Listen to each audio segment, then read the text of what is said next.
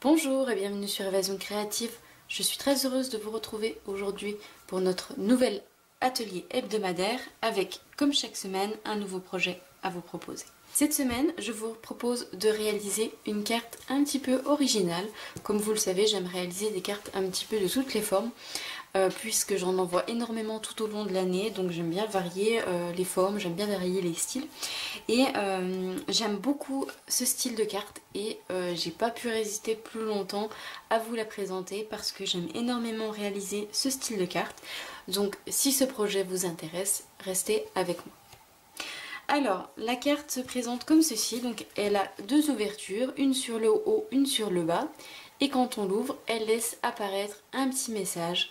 Et donc il est écrit "Tu es la joie de ma journée", et je trouve que c'est vraiment super mignon à envoyer, une petite carte comme ça, juste pour faire plaisir, pour montrer aux personnes qu'on apprécie ou qu'on aime, qu'on pense à elles, et je trouve ça vraiment super. Ce petit message est super mignon et il provient du nouveau set de tampons Maison de campagne. Donc c'est un nouveau set qui arrivera dans notre catalogue automne-hiver et qui sort donc le 5 septembre. Donc voilà, c'est un set de tampons avec des petits pots de fleurs et des bouquets à insérer dans les pots. Donc c'est vraiment super mignon. Vous avez des petites étiquettes à ajouter sur les pots également, avec des petits messages à ajouter dessus pour vous, bonjour, amour, merci, et des messages super mignons comme joyeuse récolte de gratitude, un simple merci pour les bonnes choses de la vie, ça je trouve ça vraiment merveilleux. Tu es la joie de ma journée et quelle chance d'avoir quelqu'un comme toi dans ta vie. Donc vraiment les messages, j'aime énormément ce style de message. Avec les pots de fleurs, j'ai totalement craqué pour ce nouveau set de tampons. Et en ouvrant la carte, je trouve ça vraiment merveilleux d'obtenir un si joli message. Donc voilà pour notre réalisation du jour. Au dos, donc moi pour le moment j'ai pas mis de papier, mais je vais vous donner la mesure, hein, ce sera la même qu'ici. Et vous pourrez écrire votre petit message au dos de manière à garder un devant de carte vraiment très très joli. Alors, pour commencer, on va avoir besoin de papier. Moi ici donc je suis partie sur la collection de papier impression jardinière pardon, et j'avais pris ce papier avec tout plein de petites roses. Aujourd'hui je pense que je vais prendre ce papier là avec toujours des roses de couleur melon mambo et généreux pamplemousse avec des petites feuilles en couleur vert olive, marée montante, etc. Donc vraiment j'aime beaucoup. Et le dos donc il est comme ceci, mais moi je vais prendre ce côté là. Ensuite, en couleur de base de ma carte, je vais partir sur du généreux pamplemousse pour changer un petit peu de mon melon mambo ici. Et comme j'en ai ici, ça va faire ressortir vraiment mon papier. Ici, c'est une découpe. Donc c'est un tampon que j'ai tamponné et que j'ai découpé avec un dies assorti. Et j'ai colorisé mes fleurs et mes feuilles avec des feutres à alcool. Donc je vous montrerai tout ça, on va faire ça ensemble juste après. Alors, pour commencer, vous allez avoir besoin de votre coupe-papier. Alors, au niveau des mesures, je vais vous donner tout ça. Vous allez avoir besoin, donc comme d'habitude, je travaille en pouces, mais les mesures sont inscrites juste en bas en centimètres, ne vous inquiétez pas. Donc pour notre base, nous allons avoir besoin d'un morceau de 5 pouces 1/2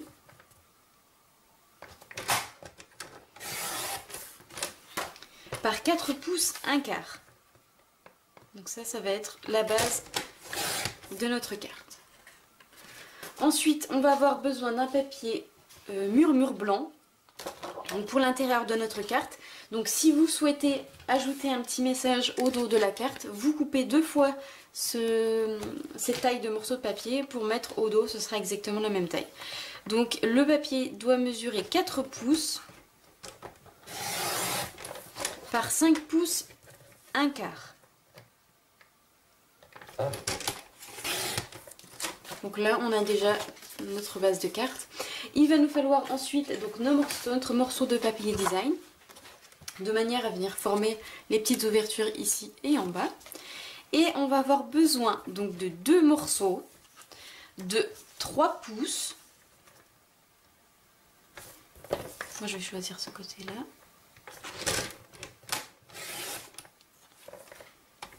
Par 4 pouces.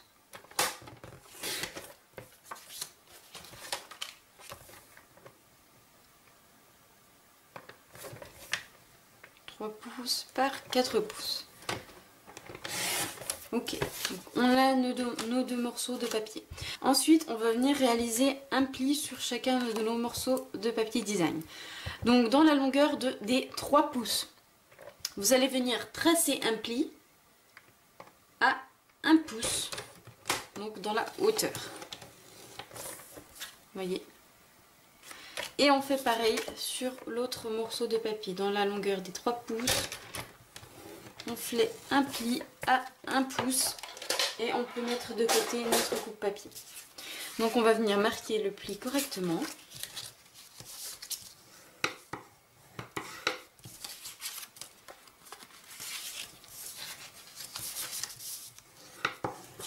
Et ensuite, donc, on déplie notre morceau que l'on vient de plier et on va venir former, on va venir plier comme ceci jusqu'au pli que nous venons de faire. Prenez votre papier pour former nos triangles en fait. On fait pareil avec l'autre, on vient rejoindre le pli. Et vous voyez, on va obtenir donc le morceau qui va venir faire les deux ouvertures en haut et en bas de notre base de carte. Donc on fait pareil pour le deuxième morceau. Donc vous prenez bien le côté du papier que vous voulez. Donc vous repérez votre pli, juste ici, vous le voyez.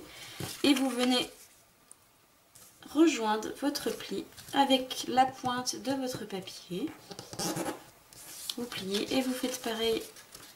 Sur l'autre, vous venez rejoindre votre morceau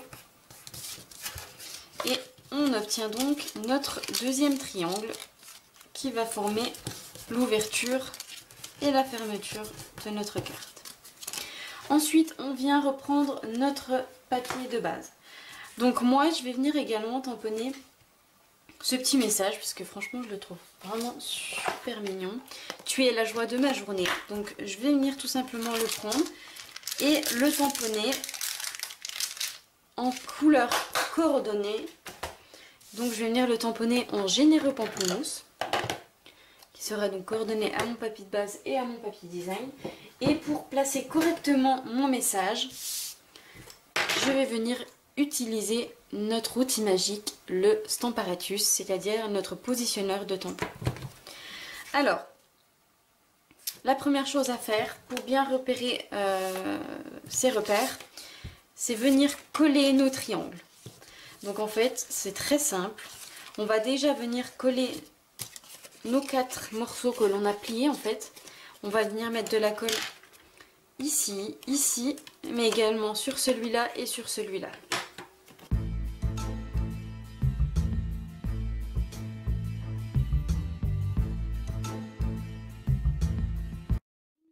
Que nos triangles sont formés, donc vous voyez, ils sont collés. On va venir coller ces triangles sur notre papier murmure blanc. Donc pour cela, c'est très simple. On va venir ajouter de la colle sur nos 2 bandes ici, donc sur celle-ci et sur celle-ci. On va les coller, en coller une en haut et une en bas. Donc si vous avez une préférence et un sens, faites-y bien attention. Et ensuite, on obtiendra déjà notre ouverture.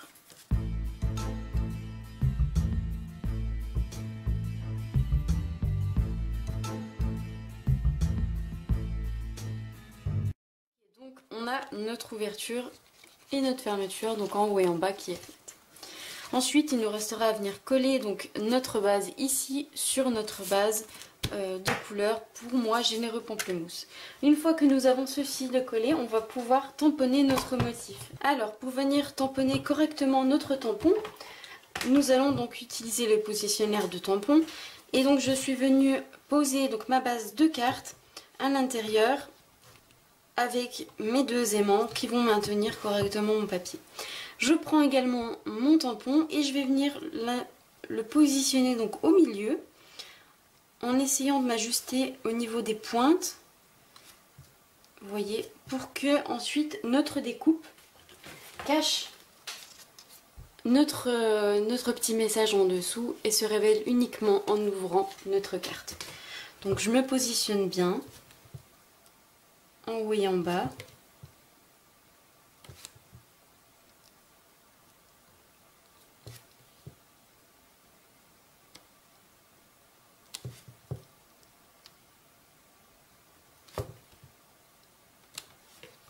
Et une fois que je suis bien positionnée, je viens chercher mon message avec ma plaque acrylique. Comme mon tampon est un petit peu neuf, c'est normal. Il accroche un petit peu, mais ça va se faire. Et donc je vais venir tamponner en couleur Généreux Pamplemousse.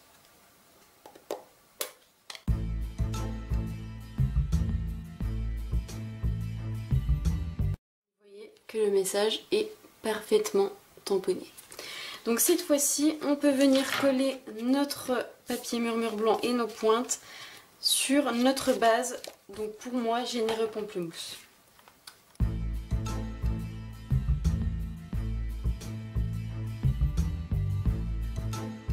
Une fois que nous avons collé notre base de cartes, il ne reste plus qu'à venir tamponner notre joli bouquet de fleurs et le découper avec les dies assortis. Donc mon bouquet provient de la collection palette de pétales, pardon.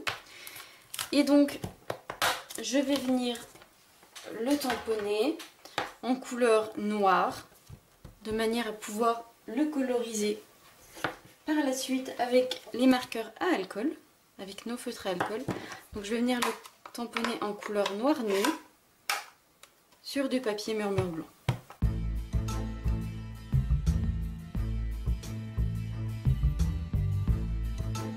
Voilà notre tamponnage qui est fait. Et donc je vais tout de suite nettoyer mon tampon. Ça, je vous le conseille vraiment de le faire immédiatement quand c'est de l'encre noire, puisque c'est de l'encre d'archive. Et donc il faut utiliser le nettoyant Stampin' Mist vraiment pour pouvoir nettoyer votre tampon. C'est super important. Les encres de couleur à eau peuvent attendre quelques minutes, mais vraiment les encres d'archives, il faut les nettoyer immédiatement. Et vraiment c'est super facile avec la planche de nettoyage. Vous voyez, en 2 secondes c'est fait, vous rangez votre tampon et on n'en parle plus. Alors je vais venir ensuite découper donc ce tamponnage avec les dies qui sont assortis. Et donc c'est celui-ci. Donc je vais passer ça dans la Big Shot et je vous retrouve juste après. Donc ma découpe est faite, donc voilà ce que ça donne. Et donc maintenant on va venir la coloriser avec nos marqueurs, nos feutres à alcool. Et donc chez Stampin' Up, comme vous le savez, toutes les couleurs sont coordonnées. C'est vraiment quelque chose qui est génial puisque vous pouvez coordonner votre papier, votre tampon, votre papier design et également la colorisation de vos tampons. Donc moi je vais utiliser la couleur vert olive et donc la couleur Généreux Pamplemousse pour être coordonnée à mon papier. Alors pour commencer, donc c'est vraiment très simple à utiliser. Les feutres à alcool, vous avez 2 coloris, donc vous avez la couleur foncé mais également la couleur claire. Ils sont vendus par lot de 2 et sur chaque feutre à alcool vous avez une pointe fine et une pointe à pinceau. Donc je vais vous montrer. Pour les ouvrir il faut tirer. Donc vous avez, vous voyez, une pointe fine et une pointe pinceau. Et c'est comme ça avec chacune des couleurs. Vous voyez ici vous avez un vert olive clair et un vert olive foncé, ce qui vous permet vraiment de faire de jolis contrastes. Donc pour commencer je vais faire mes feuilles. Donc je commence toujours avec la couleur la plus foncée. J'utilise beaucoup la pointe. Je vais vous faire un petit zoom pour que vous puissiez mieux voir. Voilà, donc je commence toujours par faire, je passe en foncé sur les arêtes de mes feuilles et je fais un petit peu le contour de ma feuille en foncé. Donc ici j'ai également une feuille. Je fais un petit peu le contour. Et vraiment ça c'est quelque chose que j'ai découvert il n'y a pas longtemps. La colorisation au feutre à alcool ne m'attirait vraiment pas. C'est quelque chose que j'ai testé il n'y a pas très longtemps et depuis que j'ai découvert, très honnêtement j'adore. Vous pouvez obtenir des résultats vraiment incroyables. Je ne vais pas aller jusqu'à dire que ce sont des résultats de peintre, mais très honnêtement vous pouvez avoir des résultats splendides et ça s'apprend extrêmement vite. les techniques ne sont pas forcément compliquées, il suffit juste de les maîtriser. Une fois que vous avez compris, vraiment vous pouvez avoir des résultats superbes. Donc dites-moi si ça vous intéresse, dites-moi si vous aimeriez apprendre des techniques justement avec ces feutres à alcool. J'aime bien savoir aussi ce que vous en pensez, ce que vous aimeriez comme tuto. Donc les feutres sont à conserver à plat, de manière à ce que l'encre n'aille pas trop d'un côté ou trop de l'autre. Et donc ici je vais reprendre la couleur claire. Alors hop, je vais prendre la pointe comme ceci. Et ensuite là je viens repasser sur le centre. Mais également je vais chercher mon encre du bord de manière à la mélanger avec en fait. Et ne pas obtenir de délimitation. Ça fasse pas des traits, des marques. Et avec ce qui est bien avec les feutres à alcool, c'est que peu importe la façon dont vous allez colorier, vous n'aurez aucune marque à la fin. Vous avez beau coloriser en cercle, en traits, etc. Vous n'aurez aucune marque puisque l'encre va sécher. Et vous pouvez vraiment marier les couleurs, les mélanger, elles se mélangent extrêmement bien.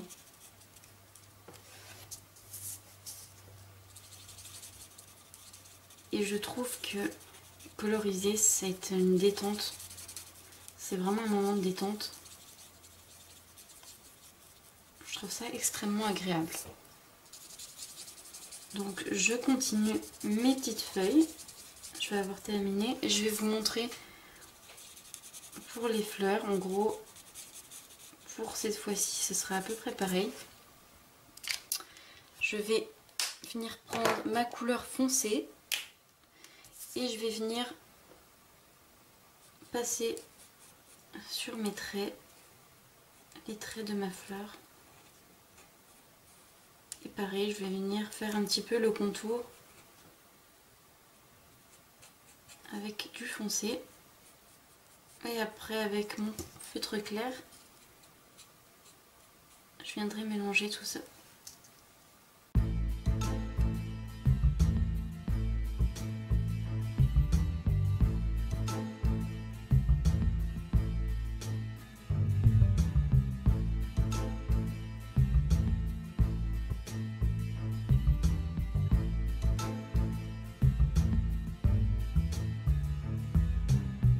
Voilà ce qu'on obtient. Donc vous allez voir très très bien.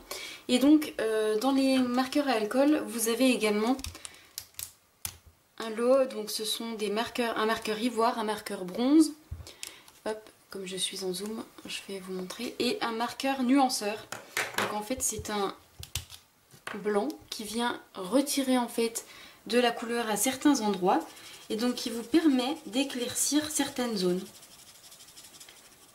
Donc vous voyez, vous pouvez enlever de la couleur.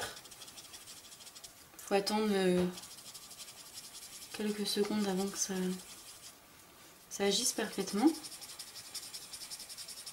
Vous voyez, si vous voulez faire un petit peu si vous voulez éclaircir un petit peu le centre. Et en fait, vous venez retirer tout simplement l'excédent sur un papier. Et vous allez voir qu'à l'endroit où vous allez passer, ça va s'éclaircir. Vous voyez déjà l'effet. Et j'adore, j'aime beaucoup ce nuanceur, je l'utilise énormément dans mes colorisations. Donc maintenant que notre découpe est colorisée, il ne nous reste plus qu'à venir la coller sur notre carte. Et donc, moi je vais la coller dans ce sens-là, vraiment de manière à cacher mon message. Pour la coller, je vais utiliser des stampines dimensionnelles. Donc, ce sont des mini. Et donc, je vais venir en coller 3 sur le haut de mes feuilles. Donc, hop.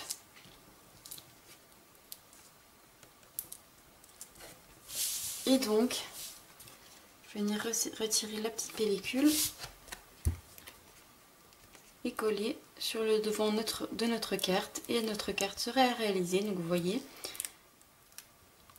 il ne suffit pas de quelque chose de compliqué pour faire joli. Vraiment, vous pouvez obtenir un résultat super sympa avec des techniques pas forcément difficiles. Et vous voyez donc, notre message est parfaitement caché. Et quand on ouvre, on retrouve le petit message super mignon. Et donc, il me reste juste à venir coller quelques petits strass cristal du Rhin en haut et en bas.